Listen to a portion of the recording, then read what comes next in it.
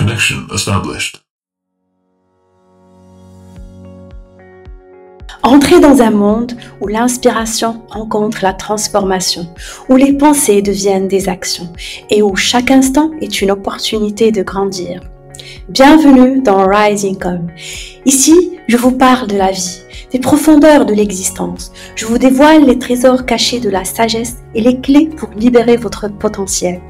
Préparez-vous à être élevé, encouragé et guidé vers une version plus épanouie et authentique de vous-même. Installez-vous confortablement car on s'apprête à entamer un voyage passionnant. Let's rise and communicate together. Hey, salut et bienvenue dans le 13e épisode de Rising Come. Aujourd'hui, on va parler d'un sujet auquel on ne prête pas toujours attention. Agir vs réagir. Regardez autour de vous.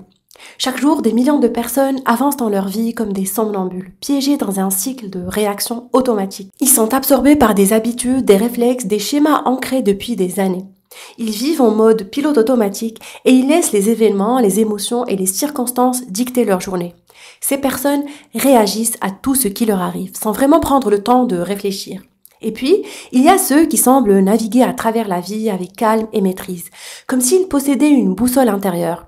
Et la différence entre ces deux types de personnes, c'est que les premières réagissent et les deuxièmes agissent. Pour comprendre pourquoi certains réagissent tandis que d'autres agissent, il est essentiel de saisir ce qui se passe en nous à l'intérieur de notre esprit.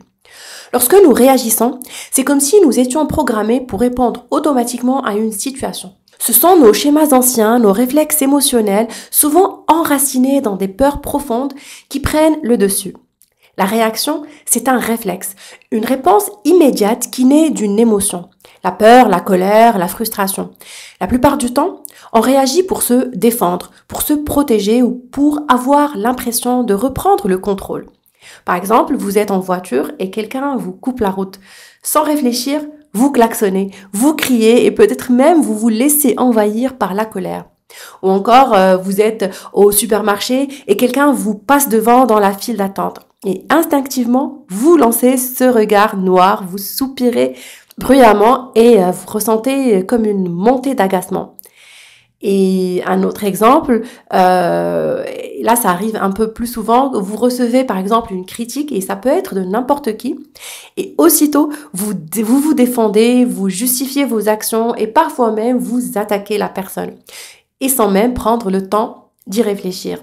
Je l'avoue, moi ça m'est déjà arrivé et je pense que vous aussi. Quand vous réagissez, vous croyez être libre. Mais la vérité, c'est que vous êtes piégé car vous cédez le pouvoir à l'extérieur. Vous êtes en pilote automatique, dominé par des forces que vous ne maîtrisez pas toujours. C'est une réaction instinctive. Et à chaque fois que vous réagissez, vous êtes manipulé, non pas par quelqu'un d'autre, mais par vous-même, par vos propres chaînes intérieures. Pour mieux saisir tout ça, il faut encore remonter un peu au passé et voir nos schémas mentaux. Imaginez votre esprit comme un vaste réseau de chemins tracés au fil des ans. Chaque chemin représente une façon de penser, une façon de réagir que vous avez apprise souvent dès l'enfance. Ces chemins se sont formés en réponse à des expériences répétées. Quand vous étiez enfant, par exemple, si on vous critiquait souvent, vous avez sûrement appris à vous défendre rapidement pour ne pas vous sentir vulnérable. Ce schéma de défense s'est enraciné. Et aujourd'hui, il se déclenche chaque fois que vous ressentez la moindre critique, même si elle est constructive. Et ce que je trouve fascinant, mais aussi dérangeant des fois, c'est que ces schémas ne sont pas toujours conscients. Ils agissent comme des programmes en arrière-plan et influencent la manière dont vous percevez les situations sans que vous vous rendiez compte. Mais ce qu'il faut comprendre, c'est que ces schémas ne sont pas de simples erreurs de notre part. Ils sont le résultat d'années de conditionnement. Notre cerveau est conçu pour fonctionner de manière efficace. C'est comme un super ordinateur.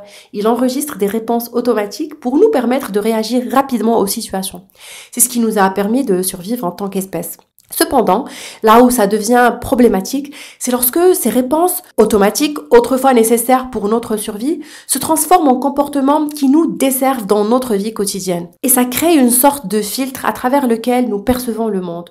Ce filtre colore tout ce que nous voyons, entendons et ressentons. C'est pour ça, deux personnes peuvent vivre exactement la même situation. Bon, exactement, on vit pas toujours la même situation, mais approximativement la même situation, mais réagir de manière complètement différente. Ce n'est pas la situation elle-même qui est à l'origine de cette réaction, mais c'est la manière dont elle est interprétée à travers ces schémas. Donc, vous l'avez bien compris, réagir, ce n'est pas être maître de soi-même. C'est donner la parole et plus de place à l'ego, car au final, c'est lui qui veut se défendre, prouver qu'il a raison. C'est être comme une marionnette dont les fils sont tirés par les circonstances extérieures et les émotions du moment. C'est être, et le mot va être un peu dur, mais vrai en même temps, être l'esclave de nos impulsions, de nos blessures non guéries, des paroles ou même des événements qui nous entourent. Alors, comment faire pour renverser la vapeur et reprendre les commandes de sa vie? Tout simplement, il faut agir. Pour sortir du cycle de la réaction impulsive dictée par l'ego, il est essentiel de comprendre ce que signifie vraiment agir. Et ce n'est pas simplement de se précipiter dans une action pour apaiser une tension intérieure. Agir, c'est un acte volontaire qui naît d'un espace intérieur de clarté, de conscience et d'intention. C'est choisir comment on veut répondre, comment on veut se tenir face à une situation, pouvoir décider qui on veut être, peu importe ce qui se passe autour de nous. Lorsqu'on agit, on crée un espace entre le stimulus, ce qui nous arrive, et notre réponse. Cet espace est minuscule, mais il fait toute la différence. Et dans cet espace, vous avez le choix. Vous pouvez choisir de ne pas laisser vos émotions dicter vos actions. Vous pouvez choisir de respirer, prendre du recul, de réfléchir à ce que vous ressentez vraiment et à ce que vous souhaitez vraiment accomplir. Lorsque vous choisissez d'agir plutôt que de réagir, vous activez une partie différente de votre cerveau. Vous passez du système limbique, cette partie primitive qui gère les réactions de survie comme la fuite ou l'attaque, à votre cortex préfrontal qui est responsable de la réflexion, de la prise de décision et de la régulation des émotions. C'est ce qui permet à ces personnes que vous admirez, entre guillemets, de rester calmes et posées, même lorsque les choses deviennent difficiles. Elles ont comme entraîné leur cerveau à ne pas se laisser dominer par la peur, par exemple, ou la colère. Elles ont appris à observer leurs émotions sans s'y identifier, à les laisser passer comme des nuages dans le ciel, sans en faire des tempêtes. Et bien sûr, ce passage en mode réactif au mode actif a un impact profond sur notre bien-être mental. En agissant de manière délibérée, nous apaisons notre système nerveux au lieu d'être constamment en alerte, submergé par des vagues de stress, nous cultivons un état de sérénité intérieure. Ça ne signifie pas que les défis disparaissent, mais que notre manière de les aborder change radicalement. Donc, vous pouvez développer cette compétence, mais pour ça, il faut d'abord reconnaître que vous avez le choix. Je vais partager avec vous des astuces que vous pouvez appliquer au quotidien pour atteindre une meilleure maîtrise de vous-même. Et je peux vous assurer que tout ce que je vais vous dire, je l'ai testé moi-même à de nombreuses reprises et je continue à les utiliser, même aujourd'hui, chaque fois que je ressens de la frustration ou de la colère.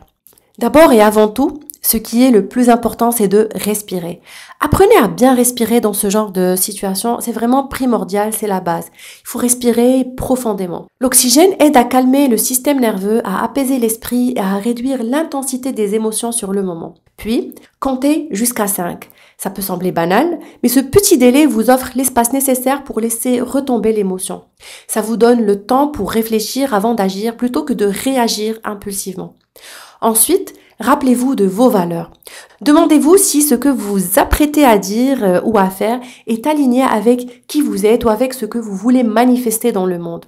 Ça vous aide à rester fidèle à vous-même, même dans des situations de colère ou de tension. Et si vous ressentez que l'émotion prend encore le dessus, essayez de changer de perspective. Imaginez que vous êtes un observateur extérieur à la situation pour voir les choses avec plus de recul et de clarté. Et autre chose qui est, à mon sens, très utile et efficace, utilisez un mantra pour vous recentrer. Répétez mentalement quelque chose comme je choisis le calme » ou je reste fidèle à moi-même ». Ces mots agissent comme des ancrages et vous ramènent à un état d'esprit plus apaisé et ils peuvent aussi vous permettre d'agir avec plus de conscience et de sérénité. Alors oui, ça peut paraître beaucoup à gérer au début, surtout dans le feu de l'action. Mais rassurez-vous, c'est un processus que vous pouvez apprendre en pratiquant. Commencez petit, par exemple, en intégrant simplement la respiration profonde et un mantra dans votre routine. Une fois que vous vous sentez plus stable, vous pouvez ajouter d'autres éléments. Et avec le temps, vous apprendrez à relier ce que vous ressentez à votre histoire personnelle pour mieux comprendre pourquoi certaines situations vous déclenchent. C'est un travail qui demande de la régularité et de la patience. Pour ceux qui débutent sur ce chemin, c'est essentiel de comprendre que cette capacité ne se développe pas du jour au lendemain. Personnellement, j'ai investi énormément de temps, de pratique et d'introspection pour en arriver là. J'ai littéralement entraîné mon cerveau comme un muscle jusqu'à ce que l'analyse intérieure devienne une seconde nature pour moi. Donc pour commencer, concentrez-vous sur 2 choses seulement. Et à mesure que vous vous familiarisez avec ces pratiques, vous pourrez commencer à ajouter des éléments plus avancés comme observer vos pensées, vos émotions, les relier à des événements passés. C'est ce que je fais maintenant presque automatiquement. Chaque sensation, chaque réaction que j'ai, je l'analyse intérieurement. Je cherche à comprendre d'où elle vient, si elle est liée à quelque chose que j'ai vécu la veille ou même plus loin dans mon histoire personnelle. Et croyez-moi, ça mène souvent à des révélations incroyables. Des moments de clarté surgissent presque spontanément dans votre journée. C'est un processus que je n'arrête en fait jamais. C'est un apprentissage constant. Mais ça ne se fait pas du jour au lendemain. C'est en pratiquant encore et encore que vous finirez par activer ce mode introspection en permanence et donc atteindre un niveau assez élevé de maîtrise de soi. Et franchement, parfois, et je vais vous le dire avec toute transparence, quand je parle de ça avec d'autres personnes, j'ai l'impression que ça sonne irréaliste, comme si se maîtriser, rester calme, c'est devenu un concept étrange et réagir devient plus la norme. Si vous ne partez pas au quart de tour, on pense que vous ne ressentez rien, ou pire que vous êtes déconnecté. Et d'ailleurs, j'ai déjà reçu des regards bizarres comme si j'étais en train de me la raconter ou d'essayer de jouer les maîtres zen. Mais oui, parfois, ça me freine de partager ce genre de choses parce que je sais que beaucoup ne vont pas comprendre ou vont penser que je me prends trop au sérieux. Mais bon, bref, au final, c'est moi qui le vis et je sais ce que ça m'apporte au quotidien et c'est le plus important. Parce que même si ça peut sembler irréaliste pour certains, je sais que cette maîtrise de soi, ça change vraiment tout dans la vie et même au quotidien. Et voilà, on arrive à la fin de cet épisode. Peut-être que tout ce que je viens de vous dire peut paraître un peu idéaliste, mais si vous ne retenez qu'une seule chose, c'est que vous avez toujours le choix. Le choix d'agir avec conscience au lieu de réagir impulsivement. Ça demande de la pratique, de la patience et surtout beaucoup d'introspection. Mais je peux vous dire d'expérience que ça change vraiment la vie. J'espère que ça vous donnera des outils concrets pour reprendre le contrôle, pour ne pas être simplement des spectateurs passifs, mais des acteurs conscients de votre vie. Si cet épisode vous a parlé, n'hésitez pas à le partager autour de vous, à en discuter avec ceux qui en ont besoin. Et si mon contenu vous plaît, je vous serai vraiment reconnaissante de me donner 5 étoiles ou de laisser un avis. Ça m'aide énormément à faire grandir ce podcast. Et honnêtement, ça m'encourage aussi à continuer à partager avec vous. Il est temps pour moi de vous laisser. Merci de m'avoir écouté aujourd'hui. Et n'oubliez pas, chaque petit pas compte sur le chemin de votre vie. Je vous retrouve très bientôt dans le prochain épisode de Rising Come. Ciao!